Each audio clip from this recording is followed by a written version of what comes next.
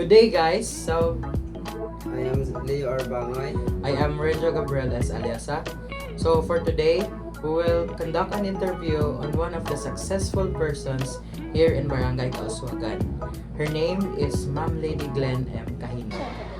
So, good morning, Ma'am. Hi, good morning. Our objective for today is to know the background of your success in your academic journey.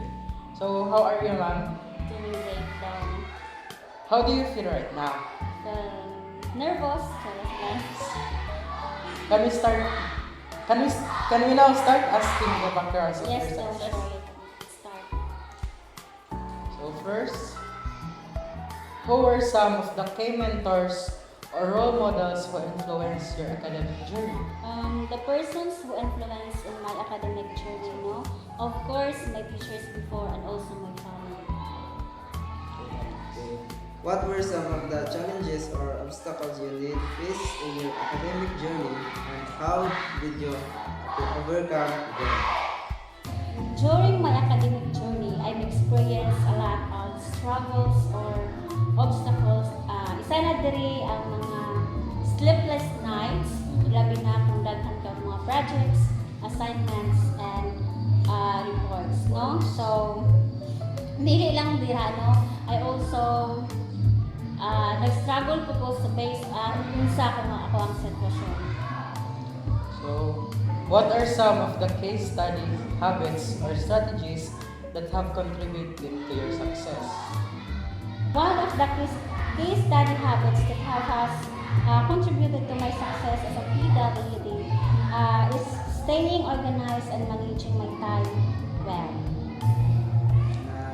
How did you manage your time and prioritize tasks effectively, especially during busy periods? Ako siya ginaano set ko kanang schedule ko. For example, kanina time mo rest sa ko, then ani nga time labi na kung daghan sa mga galaon. So akong ginabuhat is kanang dili na ko i-focus akong ikakaugalingon nga kana dapat brahon ako ginasilidayon ana nga time. So dapat mo set sa ko gamay panahon para magbahuway sa ko para daso na ko na siya problemahon or damon. How did you approach research and critical thinking in your studies?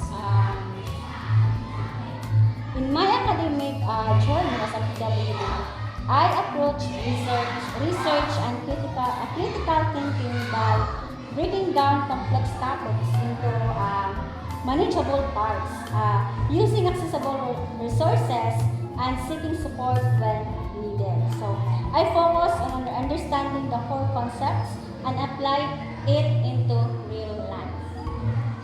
So, what are some of the most valuable lessons you have learned from this journey? So, ako ang nakuha ang mga lessons diri base sa akong naagian sa akong during my academic journey is dapat bisan unsa pa man kalisod, no? Tanan makalisod man jud ta na dili sa financial ilabi na sa akong sitwasyon. So ako nakuha nga lesson is bahalag unsa kalisod, dapat dili ka mo surrender. So always ka mangayo og giya sa Ginoo para kanang para nimo imposibleng mabuhat pero dili nimo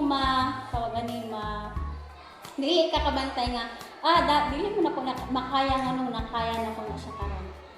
So dapat always positive lang gid kanunay sa kung unsang imong goals sa kinabuhi. How was your academic experience shape your future goals and aspirations? So, my academic experience as a PWD, taught me kung maging mamalig-on kanunay, bisan pa madaghan kayong mga criticism nga akong nabatian, no? Dili na malikayan nga mabulit ta. But, sana siya nga akong gihimo nga maging inspirasyon para mo padayon o kung sa ako ang nasugdan o sa akong mga pangangalan sa kinabuhi. So, last question, ma'am. What is your message to everyone who has the same problem with you Ah, as a PWD in order to achieve their goals in life. so no, ako ang masulti sa isip parihan ako no nga atubang minani ko nga sitwasyon na to. Dapat dili good mawad-an og paglaom no. Kay dili babag kung unsa ta para makabot atong ang mga pangandoy sa kinabuhi. So, bahala gisod, bahala ingon ka sa uban nga nganong maumana ka nga nanat no. So daghan man jud kay mga sulti sa mga tawo. So, ako laging masulti nila is set aside ang mga negative nga mga ipangsulti nila, mga comments.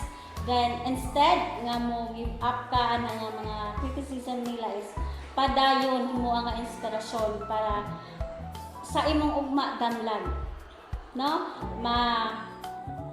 Happy ra ka nga matingala ra ka no dili nimo ma-imagine no nga katong nga gipang judge ka o gipakamubo kanila is nakaya nimo nga mobarog nga ipakita nimo nila nga ay kaya nako. Maura na siya. So, thank you ma'am for Thank you. your wonderful answers.